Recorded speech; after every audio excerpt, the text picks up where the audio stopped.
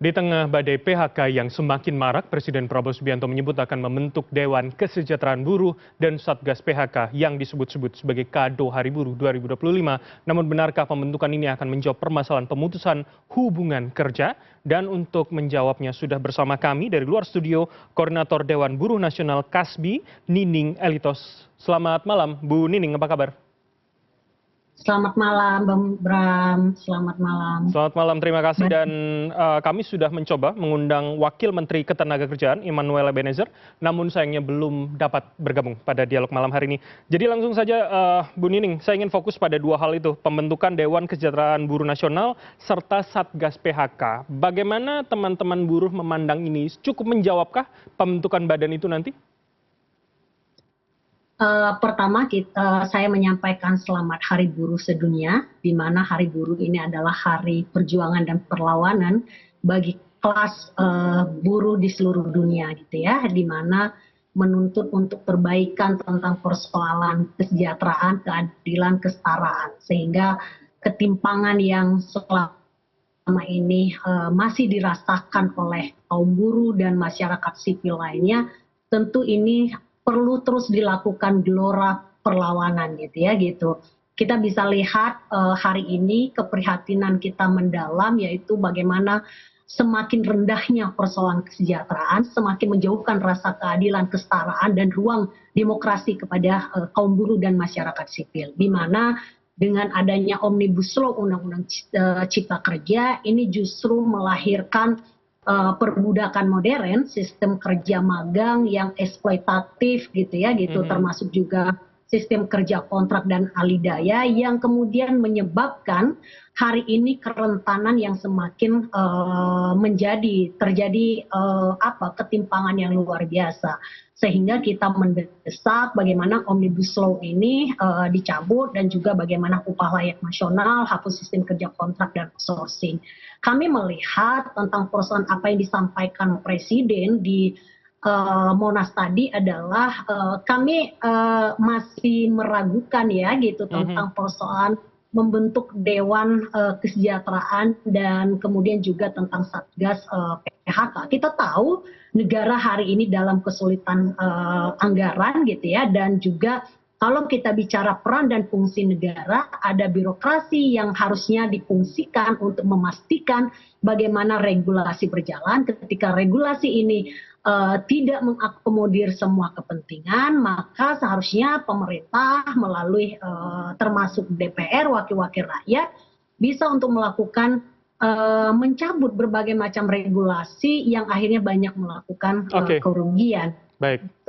Nah, kita tahu di Kementerian Tenaga Kerja, dinas-dinas daerah, termasuk juga pemerintah daerah, menjadi bagian dari kepanjangan tangan pemerintah pusat yang sampai hari ini justru PHK semakin semena-mena, gitu ya, outsourcing pemagangan yang justru kemudian upah buruh semakin dibayar serendah-rendahnya, kerentanan eksploitatif yang terhadap manusia hari ini terjadi. Baik. Sehingga kita mendesak adalah bagaimana tidak hanya persoalan solusi palsu, gitu ya, tapi bagaimana mewujudkan keadilan, kesetaraan, ruang demokrasi, dan kemudian kemakmuran. Baik, Bu Nining, dalam pandangan teman-teman KASBI begitu atau teman-teman buruh secara luas, jadi permasalahannya ada di soal regulasinya atau keberpihakannya? Masalahnya ketika misalkan aturannya diganti, tapi keberpihakan tidak, kan ya tetap tidak akan menguntungkan juga, Bu Nining.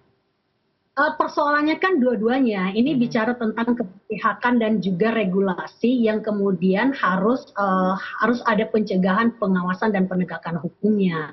Aksi yang dilakukan di DPR hari ini tidak hanya gerakan buruh bersama rakyat, ada Aliansi Perempuan Indonesia dan masyarakat sipil lainnya. Karena kenapa? Karena kita tahu situasi kita hari ini semakin tidak baik-baik saja, sehingga kenapa masyarakat tidak memilih bersama di Monas itu adalah bentuk ekspresi untuk menyampaikan bahwa kita butuh solusi yang kemudian nyata, gitu ya, kerja yang nyata untuk rakyat, tidak hanya sekedar menyampaikan ada satgas, gitu ya. Kemudian kita tahu PHK banyak terjadi di sejak 2003 sampai hari ini. Kemudian kita tidak melihat bagaimana peran negara hadir untuk memastikan hak-hak kaum buruh gitu ya gitu. Kalaupun ada solusi yang diberikan jangka pendek itu kan tidak menyelesaikan akar persoalan rakyat hari ini adalah persoalan ketimpangan, ketidakadilan, Oke, ketidakadilan kan gitu. Bu Nining, berarti artinya Satgas menurut Anda hanya solusi jangka pendek ketika regulasinya masih akan sama begitu ya?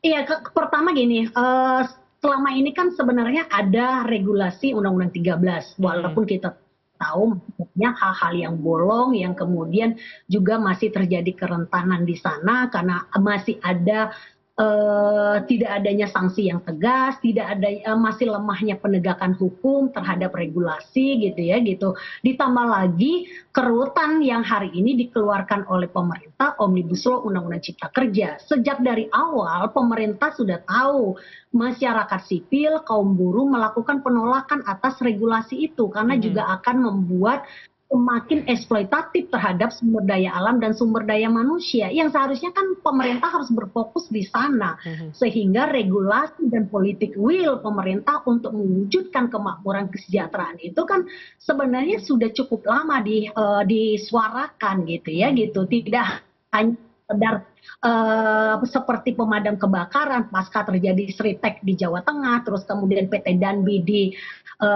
Garut gitu ya yang kita lihat banyak juga pengusaha-pengusaha nakal memanfaatkan situasi ekonomi yang hari ini sedang nggak baik-baik saja kan Mhm. kayak gitu. Oke, Bu Nining, kemudian kalau pemerintah dan presiden menjawab bahwa pembentukan Satgas merupakan respon atas masukan dari beberapa pemimpin serikat buruh, termasuk Presiden Partai Buruh Said Iqbal, Ketua Umum Konfederasi Serikat Pekerja Seluruh Indonesia, Jumhur Hidayat. Bagaimana Anda menjawab ini? Artinya teman-teman buruh juga ada yang bersama atau dekat dengan presiden. Seberapa itu bisa mewakilkan begitu nantinya? Iya, kalau kita bicara tentang berapa banyak serikat buruh di Kementerian Tenaga Kerja kalau tidak salah gitu ya ada sekitar 22 konfederasi. Nah, kalau pemerintah serius untuk mendengarkan aspirasi masyarakat yang seharusnya juga duduk bersama untuk mendengarkan apa yang menjadi aspiratif dari mayoritas stakeholder hari ini gitu Mhm, ya gitu. Kita tahu dengan berbagai macam kerentanan dan ketidakmampuan pemerintah mencari solusi yang akhirnya dari sektor formal menjadi informalisasi seperti driver online gitu ya. Kemudian itu juga semakin rentan gitu ya perlindungan semakin minim, masih banyak problem-problem mendasar tentang bagaimana undang-undang PRT yang lebih sudah 20 tahun tidak segera disahkan, bagaimana tentang mending undang-undang dipisah. penyitaan aset para Nggak, mending koruptor dipisah. yang harusnya menjadi prioritas belum dilakukan gitu ya gitu. Terus kemudian juga bagaimana memfungsikan birokrasi yang selama ini digaji oleh negara untuk menjalankan pengawasan penegakan hukum. Nah, kalau kemudian birokrasinya tidak berjalan, seharusnya presiden harus mengambil langkah tegas terhadap para birokrasi atau para penegak hukum yang tidak memfungsikan diri mereka terhadap tugas dan peran mereka kan kayak Oke, gitu. mhm, Kenapa? Karena memang kita melihat politik will dan kemudian juga regulasi yang masih sangat minim tentang persoalan perlindungan sehingga ini dimanfaatkan ruang-ruang nakalnya para pengusaha kan gitu. mhm, Nah ini justru yang terjadi. Nah kita bisa lihat berbagai macam kota dan daerah. Saya sih mengecek di berbagai macam kota dan daerah. Justru banyak perusahaan-perusahaan yang pindah dari Jabodetabek ke wilayah-wilayah yang di mana upahnya rendah kan gitu. Yang oke, seharusnya makanya sudah cukup lama kita mendesak bagaimana membuat kebijakan upah layak secara nasional mhm, sehingga juga terjadi pemerataan, terjadi juga daya beli masyarakat terjadi peningkatan. Nah, di sisi baik, lain kita bisa upah naik contoh gitu ya. 2025 upah naik 6,5%. Memang pajak naik dari 11 menjadi 12 hanya 1%. Tapi kalau dikalikan 30 item kebutuhan dasar naik 1%, itu sudah 30% kan nggak imbang di sana. baik. Nah sebenarnya itu ya dilihat gitu bagaimana menahan laju intervensi mekanisme pasar sehingga harga juga bisa ditahan oleh pemerintah, kemudian upah buruh yang semakin terjadi penurunan, tetapi harga-harga semakin mahal kan gitu. Oke, Ini baik. pasti akan mempengaruhi daya beli dan pertumbuhan ekonomi secara nasional. Terus Oke, kemudian baik. Bu tentang Nining, tidak hanya sebatas lapangan pekerjaan, tapi kerja yang layak, upah yang layak baik, gitu. Tidak hanya memproduksi, tetapi tidak bisa dikonsumsi baik. oleh masyarakat. Akan krisis, ketika terjadi krisis, maka masalah sosial akan terjadi kan kayak gitu. Baik, ada sejumlah efek domino begitu ya yang kemudian bisa terjadi dan tentu kita harapkan agar janji ini bukan hanya sekedar jawaban semu yang seperti Anda katakan tapi juga bisa terrealisasi dengan baik regulasinya. Terima kasih Bu Nining setelah bergabung bersama kami Koordinator Dewan Buruh Nasional Kasbi. Tentu kita harapkan akan ada jawaban konkret dari pemerintah. Terima kasih. Selamat malam Ibu.